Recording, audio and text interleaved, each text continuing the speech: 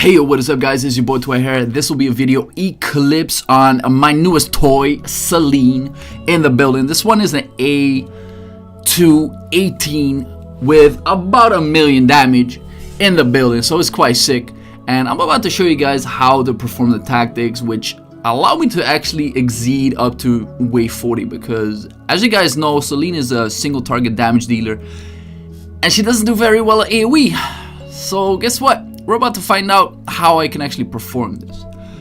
Now, there are a few things that are very necessary on a run like this. One of them is Glenwis. My Glenny is on a 5-star unique treasure, which amplifies the damage by a gazillion. It's absolutely insane. And I have a Spirit Morph Ring on her on a 4-star, which allows for way more survivability. Now, do you necessarily need a 5-star or a 4-star? I would say yes, because otherwise your damage will literally just drop so much, and I believe you would not be able to exceed like wave 40, maybe even 50, depending on how much damage that you do. So looking at this boss, pew pew pew, and basically he's dead. Now the next wave coming up is a very crucial. Now I open up with S3, I save all of the mana, here comes the worms, and guess what? We shish kebab them like pow! And this is necessary, guys. If you don't do it, chances are, if you don't have the shields up or anything else, you will get killed onto your Selene, because they go to your backline. That's something you don't want. Now onto wave 24, similar strategy. This time I don't have any S3s, but I use Rahardna's S1 to stun the worms. Shish kebab them once again, and we got them. Very easy. Now next one, like in terms of bossing damage, this is absolutely insane.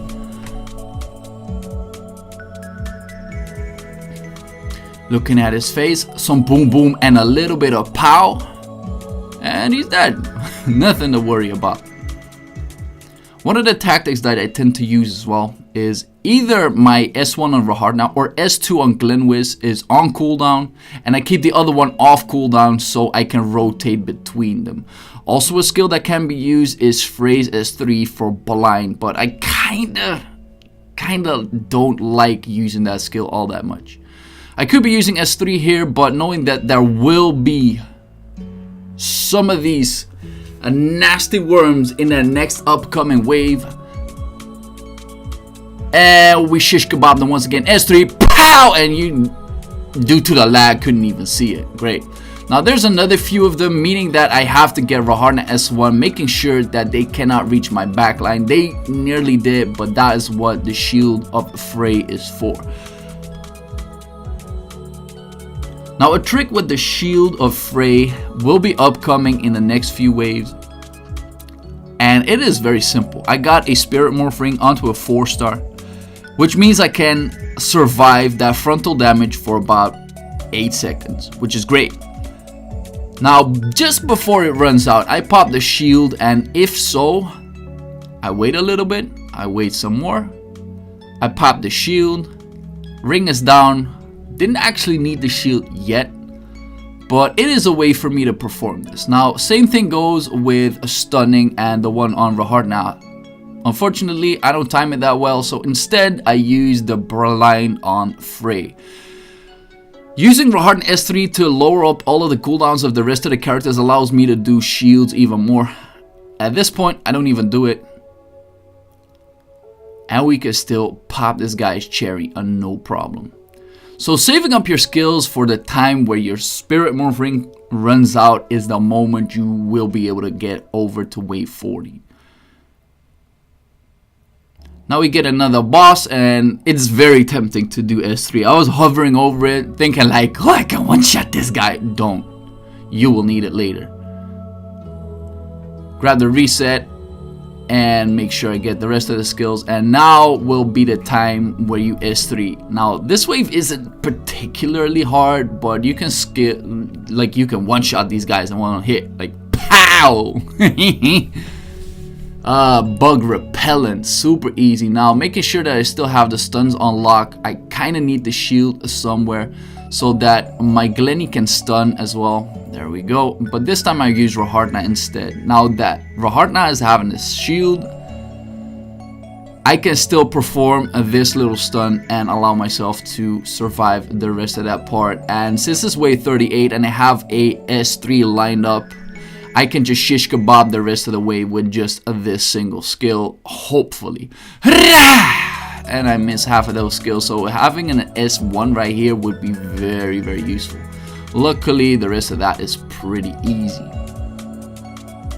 Now this is the harder, like this was the hardest part. Right now is just doing damage. Here we go, watch the show.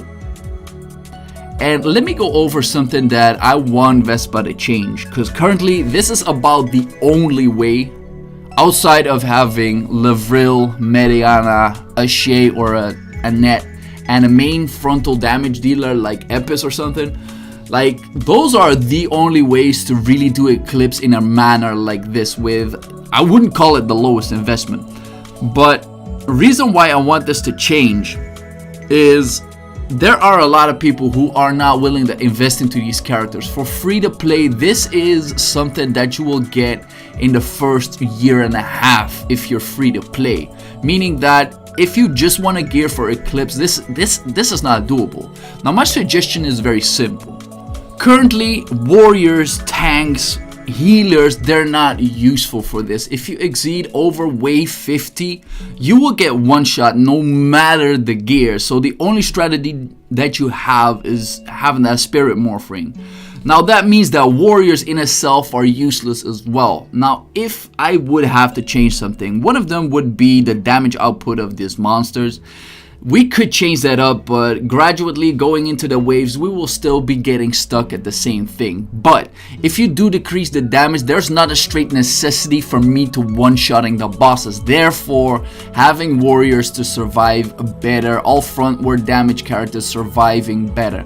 Now another option which they could do is decrease the healing rate reduction, because if you look at one of your healers and your investment that you need to make into it, like, it will be useless after 5 waves. Why 5 waves? Because 1, the damage is way too high, and 2, the healing will just lower by a significant amount. So the exponential rate at which the heal rate is diminishing is ridiculous.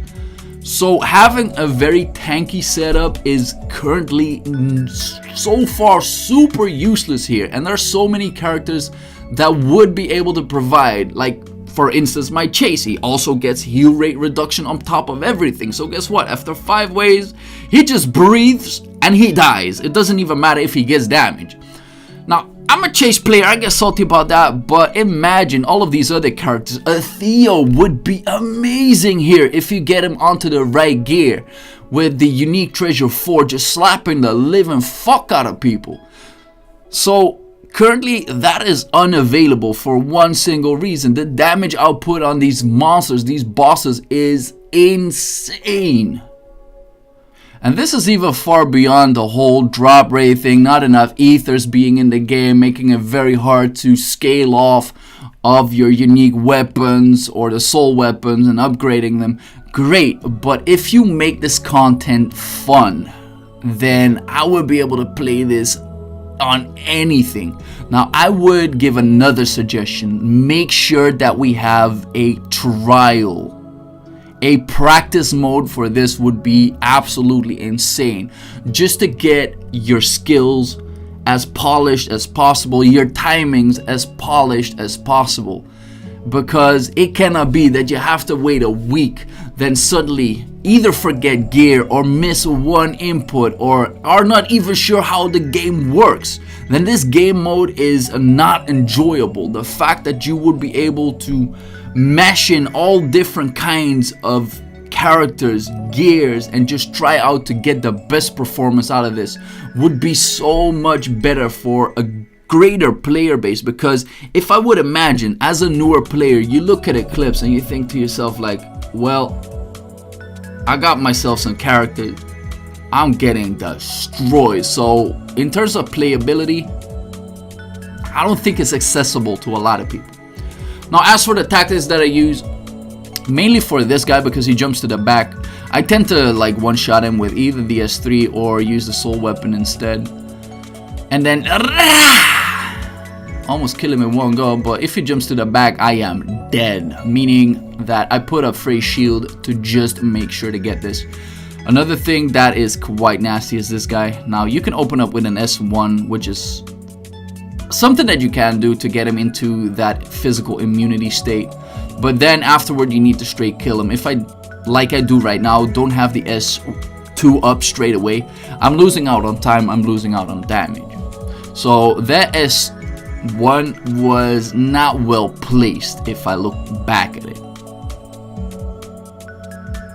Now this guy is quite meek, so you could just pop the S2 and wait for it to die, but he can at some point charge up some of his skills and kill you, which is crazy. What you can then also do is use S3 Frey, S1 Rahardna, S2 on Glenwis to get a full stun bar down. And another thing which is interesting, which I found out later, that the soul weapon of Frey actually does a lot of stunning potential. I wasn't expecting to kill this thing in one go. Yoink! Now this boss is also one of those that is pretty easy. You just gotta wait it out.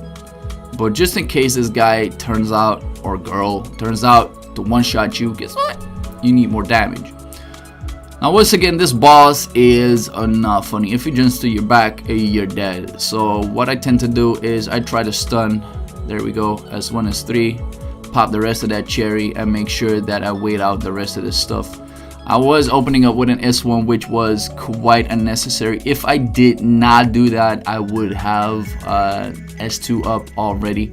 Make sure that I get the other ones. And I believe I could have gotten even further than this, because if you look at it closely, I don't have any stuns left, which means that at this point I get ra-da-da and my Glenny dies.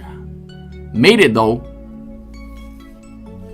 If I did it otherwise, open up with the S1, if it wasn't on cooldown, then I would have gotten into that immunity phase and it could have killed this dude.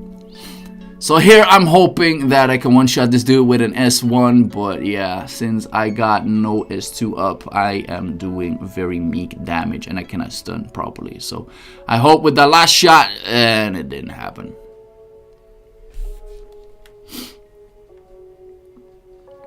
And just to give you a prime example of how it looks like if you're at wave 60 and try to do anything with your other characters. Now, look at my claws just dying. Does he have the right gear for this? I don't even know. But guess what? That's the end of that. Which is just unthinkable. Especially if you look at the current rewards.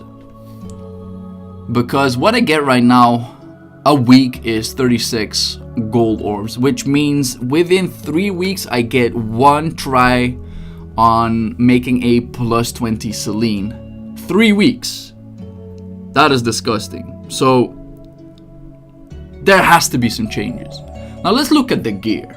Very quick view. We got Selene, 1 million attack, some crit, whatever. We got Rahardna on all that good shimmy.